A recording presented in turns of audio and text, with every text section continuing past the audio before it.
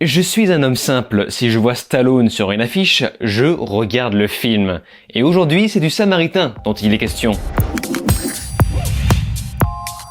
Salut à tous, c'est Vince sur Plot Time et aujourd'hui, nous parlons d'un nouveau film américain de super-héros du nom du Samaritain. C'est réalisé par Julius Avery et il s'agit en fait d'un film original de super-héros qui n'est pas adapté d'un comic. Et autant dire que ça change. Et n'ayant point eu le droit à sa sortie cinéma, c'est donc sur Prime Video qu'on retrouve Le Samaritain le 26 août 2022. Vous allez donc avoir besoin de cette plateforme pour goûter à ce nouveau film avec Stallone et ça pour moi, ça n'a pas de prix. Alors sachez que avant de voir le film, je n'ai vu aucune image et aucune bande-annonce. Le seul truc que j'ai vu, c'est la grosse trogne de Stallone sur l'affiche et ce qui était suffisant pour m'inciter à le regarder. Oui, je sais, encore une fois, je suis un homme simple, mais cela n'empêche que j'attends quand même un minimum de qualité envers ce nouveau film.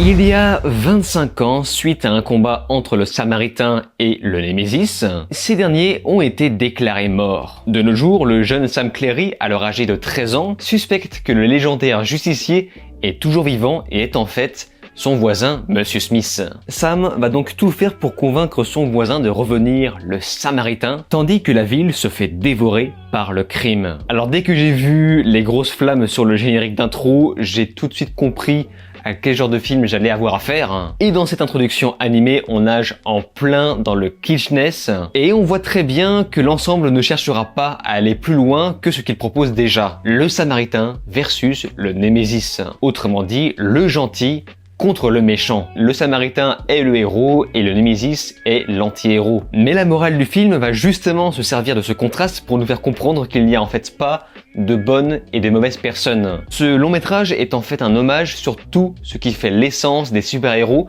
en tout cas tels qu'on les connaissait il y a longtemps. Et pour ce, on va nous présenter une relation en quelque sorte paternelle entre le gamin et le vieux, chose qu'on a évidemment déjà vue des tas de fois. Relation qui représente en fait l'héritage. Et je ne parle pas non plus des méchants créés pour être méchants. On voit bien que le film nous emporte dans tout un tas de clichés et il va gentiment nous inviter à poser notre cerveau jusqu'à un moment clé qu'on va aborder tout à l'heure. De toute façon, le film entier a été pensé pour être jouissif. Le héros retraité, désabusé, qui va devoir endosser la peau de son personnage pour mettre fin à une menace qui reflète ses démons passés. Ou encore le méchant qui n'est là que pour faire diversion sur la vraie menace, celle de l'époque d'avant. Et tout ceci vu à travers les yeux d'un petit garçon qui adore les super-héros. Ce petit garçon représente en fait des milliers d'autres garçons qui se nourrissaient de Stallone, de Schwarzy et compagnie quand ils étaient petits, lors des années 70 à 90.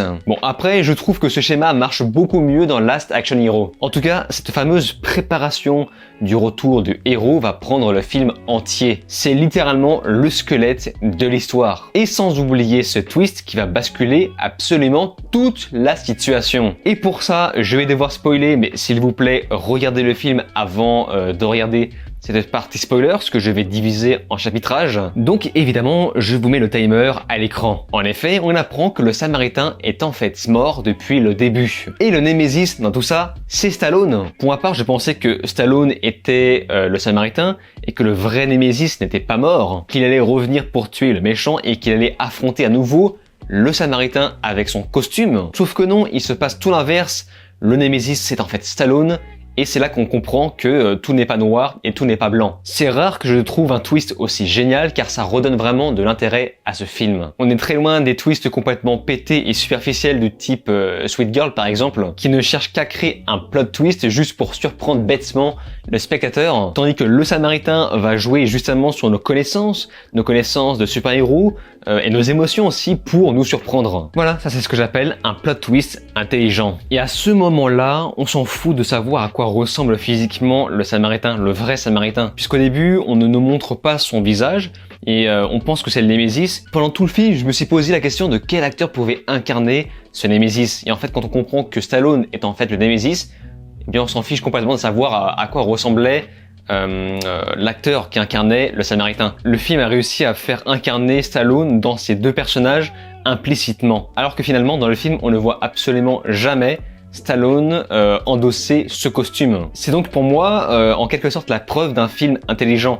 d'un film qui va pas forcément nous donner ce qu'on veut voir, mais en réussissant quand même à nous faire plaisir. D'ailleurs, il y a plusieurs choses qui nous mettaient la puce à l'oreille sur le fait que Stallone n'incarne pas le Samaritain, mais en fait bien le Némésis, comme le fait qu'il a choisi de se cacher dans un quartier pauvre. Et quand on comprend que le méchant est devenu ce qu'il est par admiration envers le Némésis, car apparemment le Némésis était le héros, l'anti-héros, qui protégeait le bas peuple, eh bien on comprend que le méchant est plus ou moins la création implicite du Némésis. C'est pourquoi Monsieur Smith va donc devoir apprendre à détruire ce qu'il a créé, et ce de la même façon qu'il a détruit le Samaritain. Et seul le Némésis pouvait se charger de cette mission, car il est le seul à tuer. C'est un anti-héros. Bref, à part ça, l'image n'est pas trop dégueulasse. Si on accepte l'intro saturée moche, le reste fait des efforts pour avoir l'air propre visuellement. Et à côté, on sent que le réel a quand même un petit peu d'expérience.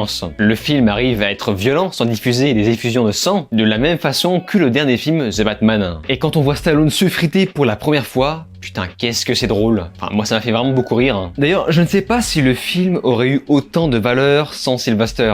J'aurais, je pense, trouvé l'ensemble plus que bancal sans sa présence. C'est vraiment le fait de le voir toujours en forme, en train de péter des gueules, qui m'a mis la banane. De plus, on a également le droit à quelques effets spéciaux, mais l'essentiel, ce sont surtout les cascades. Il y a une espèce de générosité dans l'exagération des coups donnés aux vilains. Et avec ça, on a une musique un petit peu lambda, mais qui sait quand même être efficace pour faire monter les pickness doucement. Je m'attendais vraiment à une espèce de série B, mais finalement, je dois reconnaître que le Samaritain est plus que correct, sans casser les briques. Ça reste un gros film d'action avec un paquet de scènes invraisemblables, notamment la scène finale qui n'est là que pour les symboliques. C'est juste un bon petit film d'anti-héros à la Logan, qui parvient à faire remonter un tout petit peu le niveau grâce à son twist. Bon, même si je préfère quand même Logan. Et j'ai presque trouvé ça un peu trop court, mais finalement, dans le film, il y a absolument tout ce qu'il faut pour raconter son histoire. Donc voilà, film simple mais efficace, du pur Stallone. Si vous aimez Sly, eh bien je vous invite à regarder Le Samaritain. C'est le petit plaisir de week-end à se regarder devant une pizza. Mais si vous ne partagez pas forcément cet avis, je vous invite à me faire part du vôtre